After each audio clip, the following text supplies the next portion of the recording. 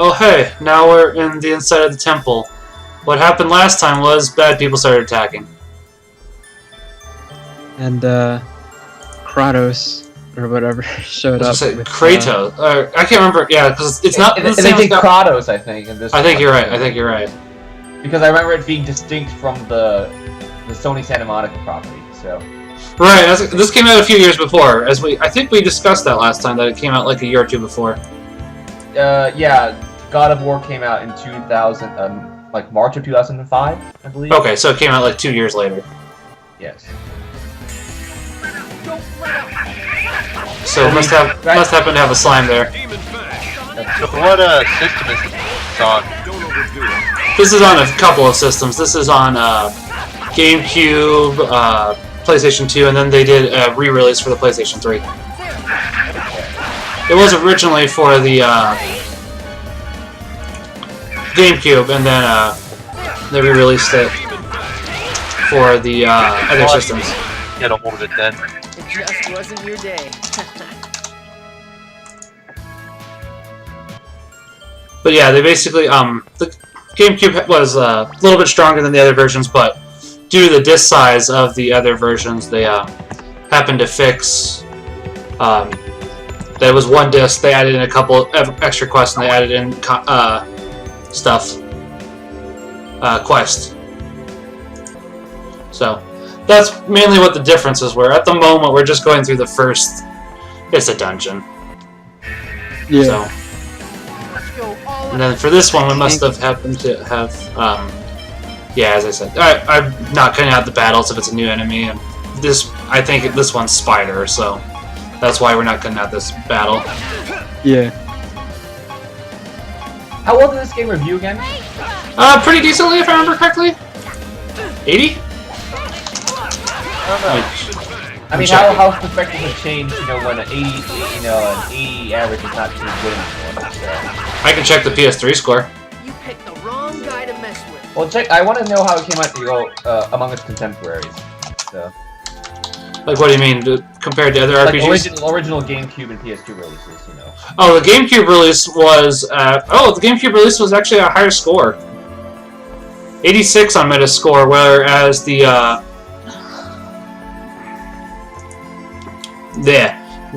re-release for PS3 is 77.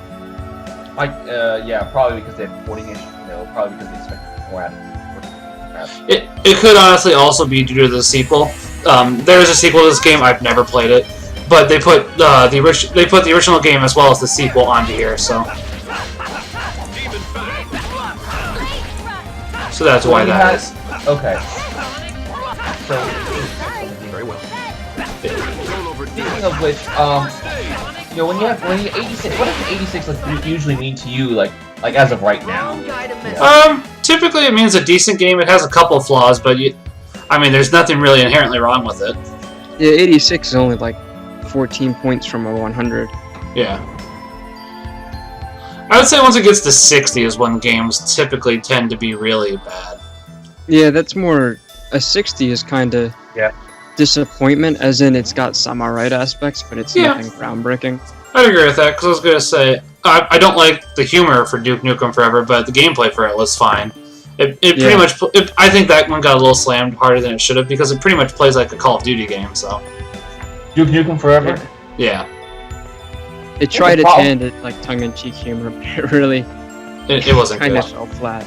From what I understand is that the problems with Duke Nukem was that it tried way too hard to be George Broussard, apparently, who was creative director, I believe head of 3D Realms at the time, was so convinced that he needed to have his game emulate all sorts of others, almost to the point where people were convinced every single time a new game came out in 3D Realms, they was like, don't show it to George because he's gonna make us change it all to fit the new game that he saw, It's possible. So, it does partially feel like that, honestly. Because there's a ton of the dev cycle took so long, and he kept trying to add things and fix them. Oh, that makes sense because it was 15 years in development, and the original trailer looks nothing like how it came out. It was like a decade, wasn't it? So. Yeah, it was either 10 or 15 years. I can't remember. I want to say it was 15.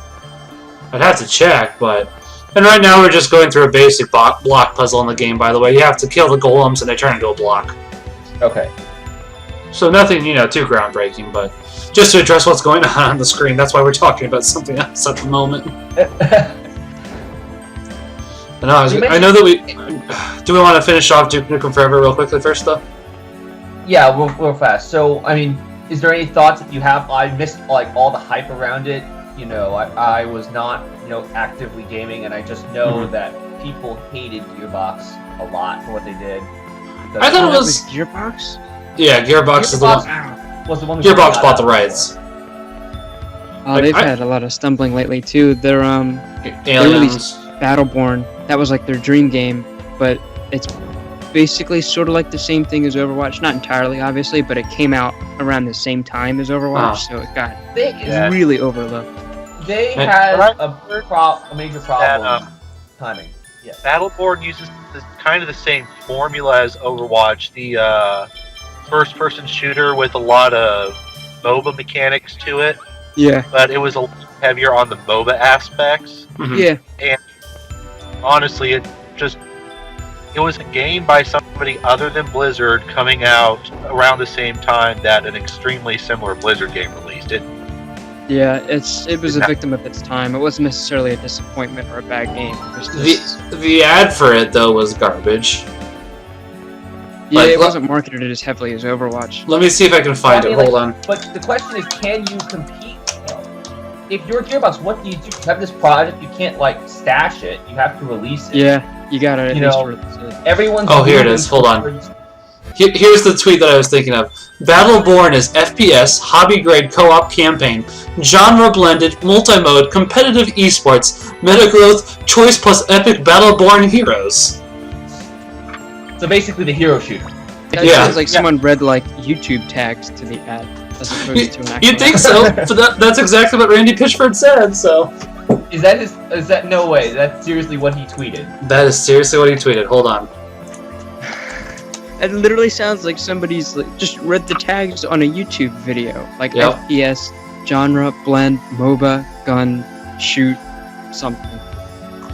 Yep.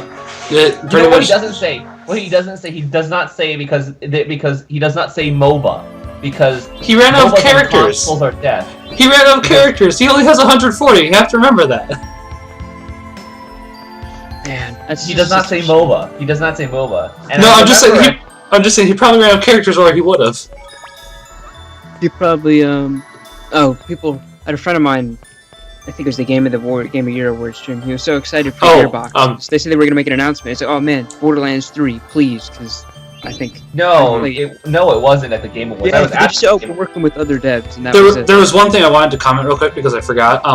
I can't 100% remember, but I think if you do the block puzzle properly, there's 2 items you can miss in that room that they're not great, but it's like still something you'd miss. I could be misremembering though because I did it properly that way. I didn't miss the item. So, anyways, continuing on.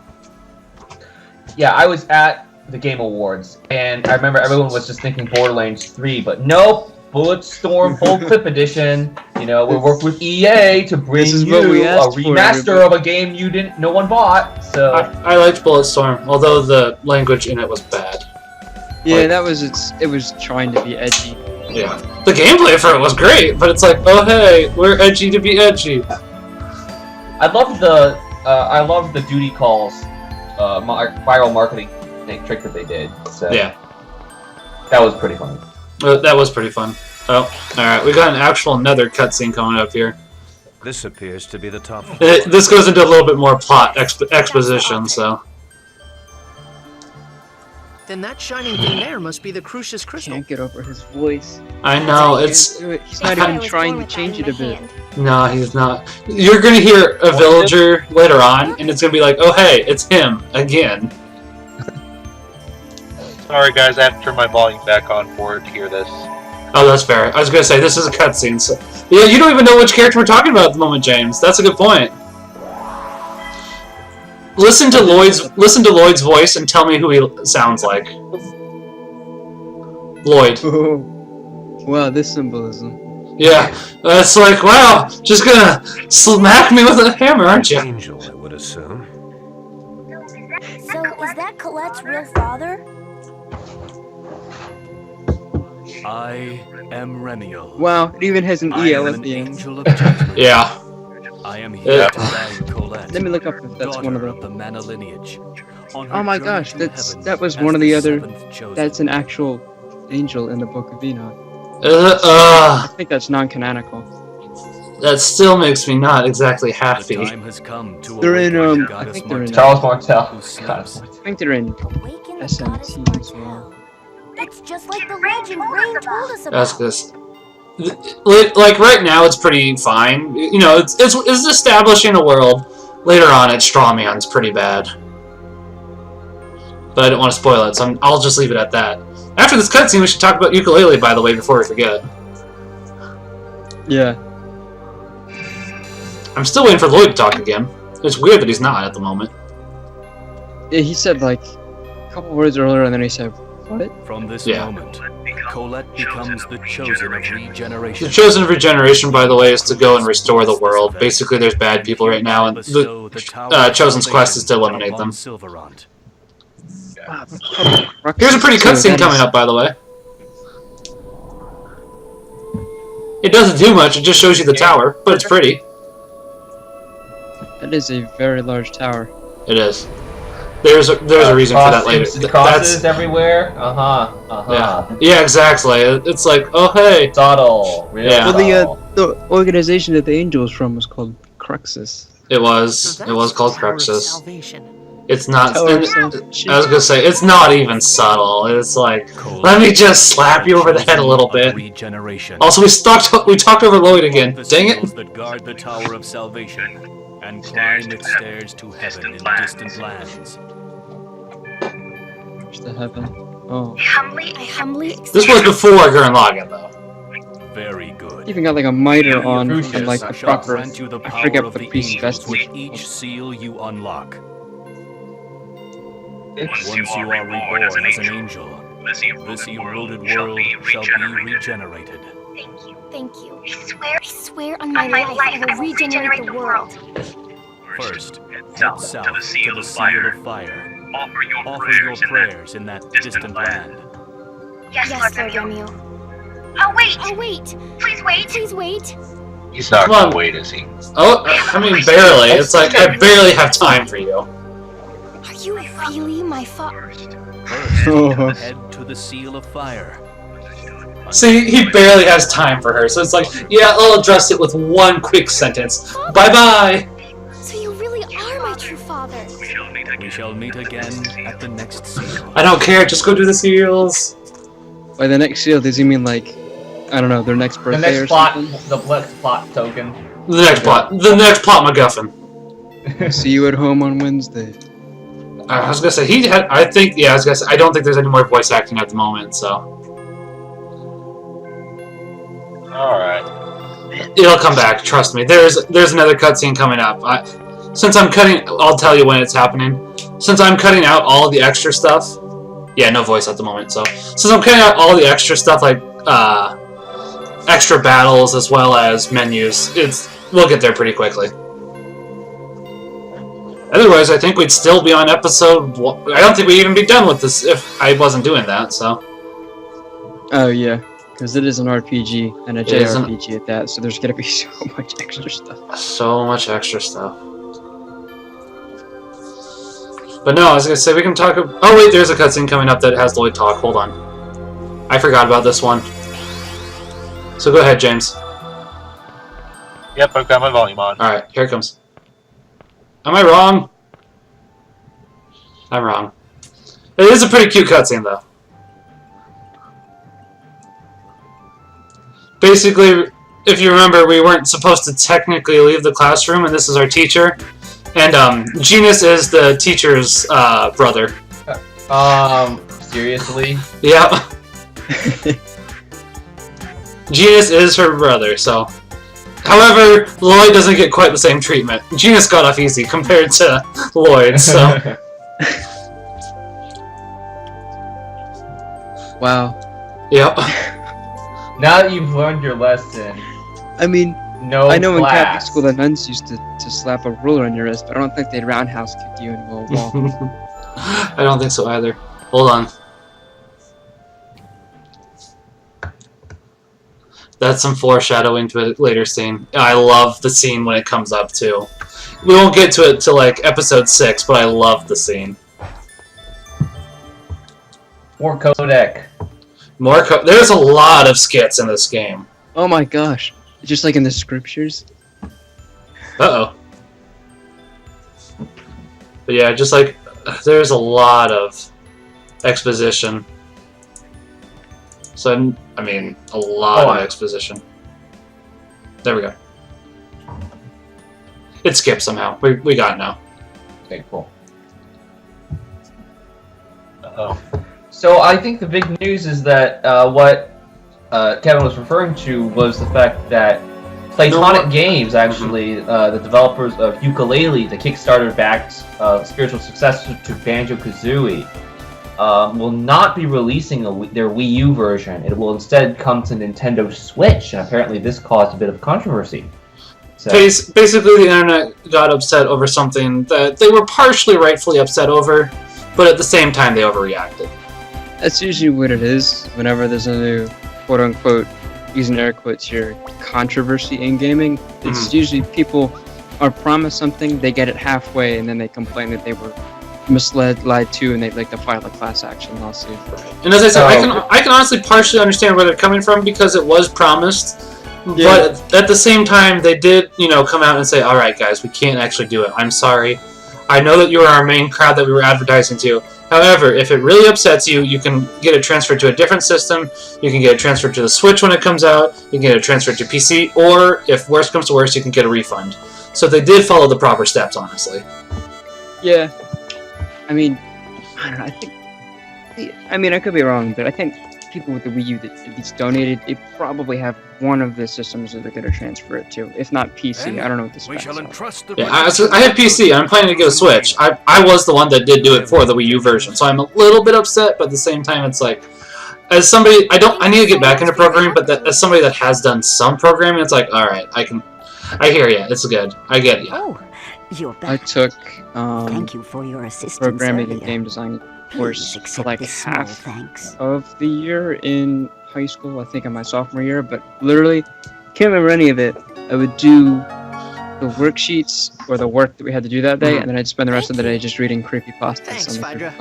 Say, I was actually... I haven't read creepypastas in a while, but I was gonna say, I am a little bit worried about Bloodstain now, because I actually would prefer, if it can run better on the Switch, to go to the Switch, but people are gonna be so upset about Bloodstained if that happens.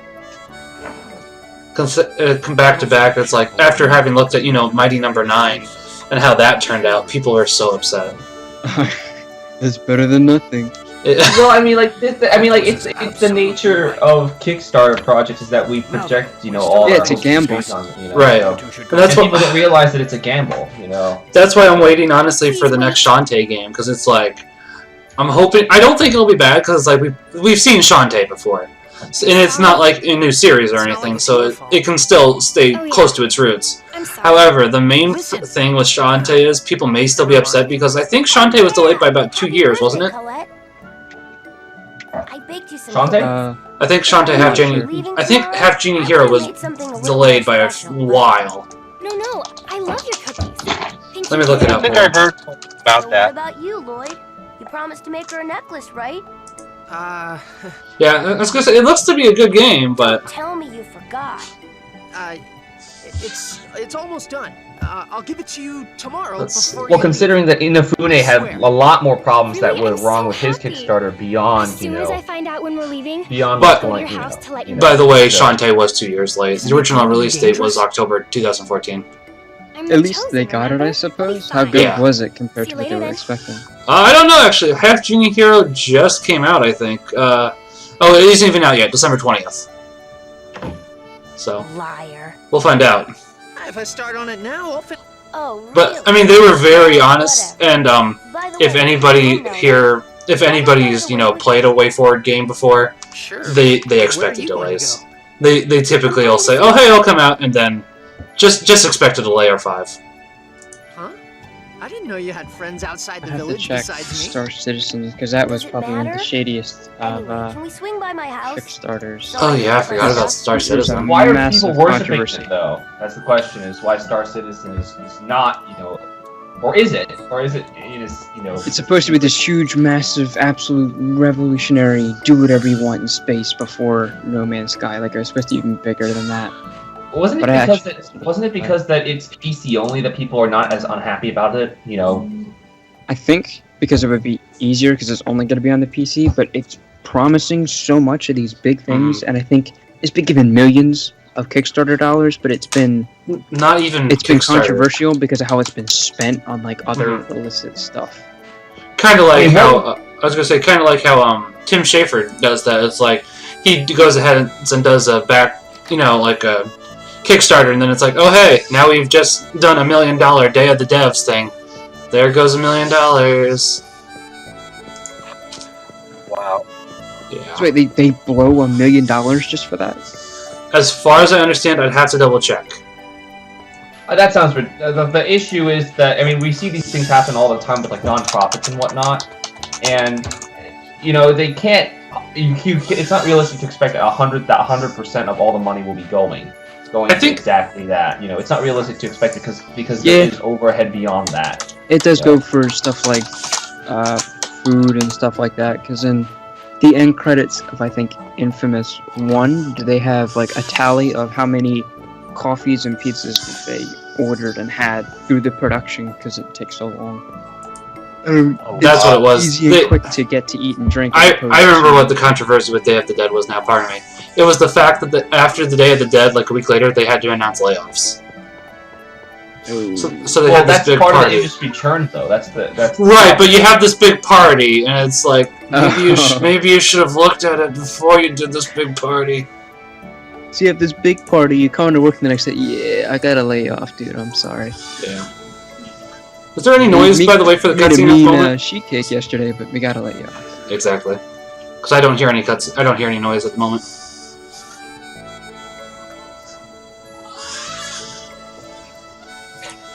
I mean, it's in the natural state of, you know, it's in flux. I don't see, because when teams grow so big, the state of games is such that, you know, production budgets are in the tens of millions, in some cases hundreds of millions of dollars. Right. So there's not going to be people coming and going and, you know, everything, and, you know, during crunch they'll bring in additional people and whatnot. But and I can understand that. It's just.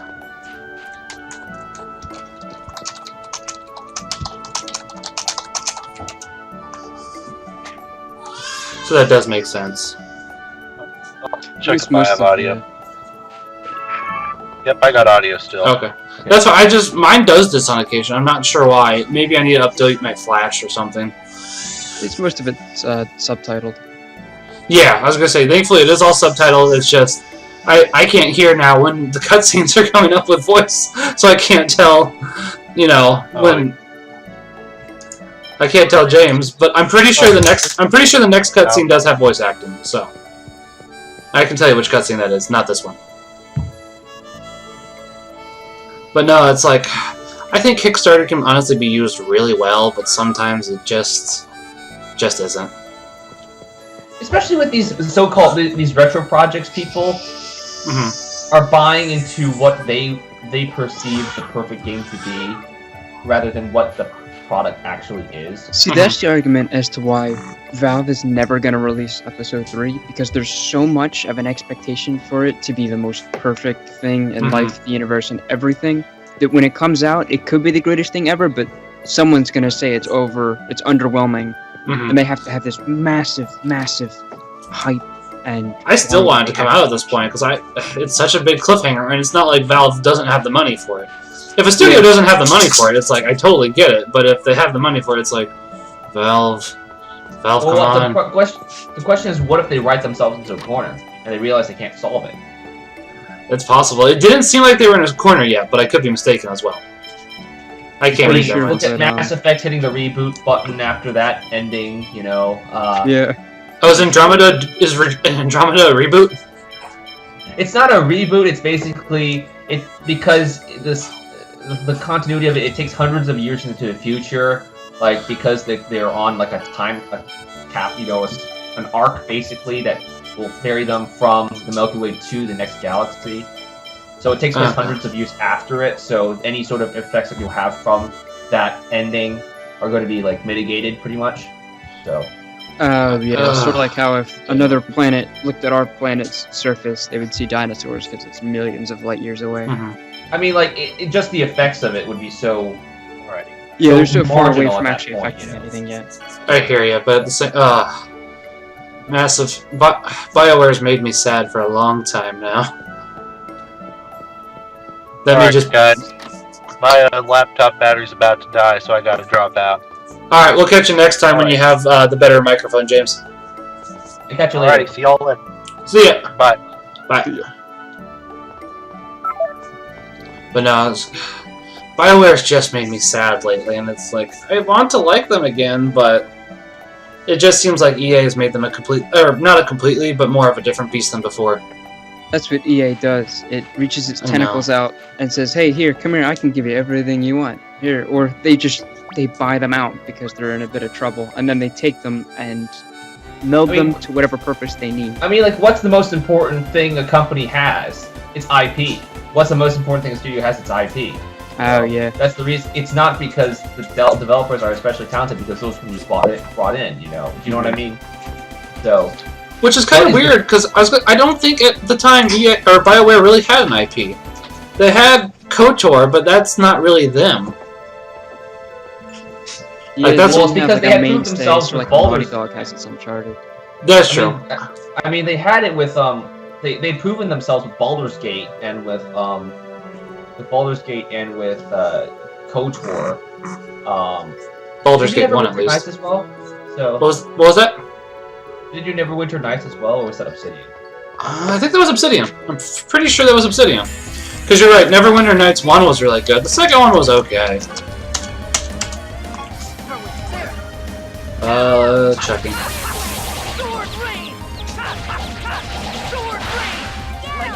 That was BioWare. Jade Empire.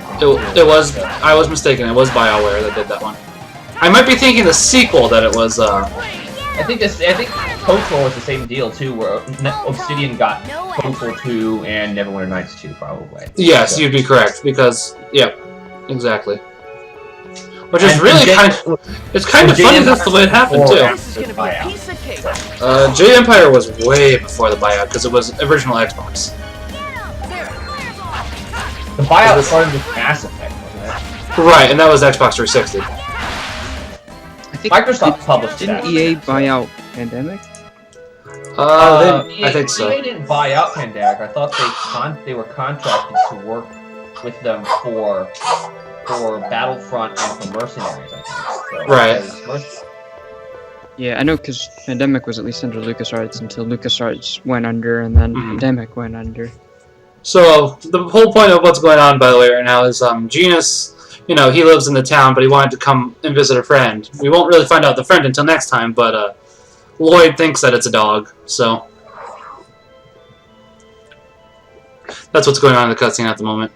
And then Genus gets upset because, oh hey, it's not a dog, it's a real person. Yeah, I don't know why he would think it's a dog. Lloyd not smart. Me, strong man, act unfeeling. Grrr.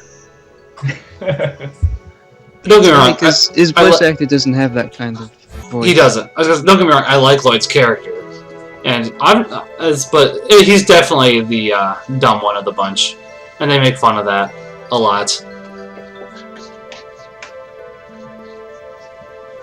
I'll have to look that up. Maybe that's a reference in itself.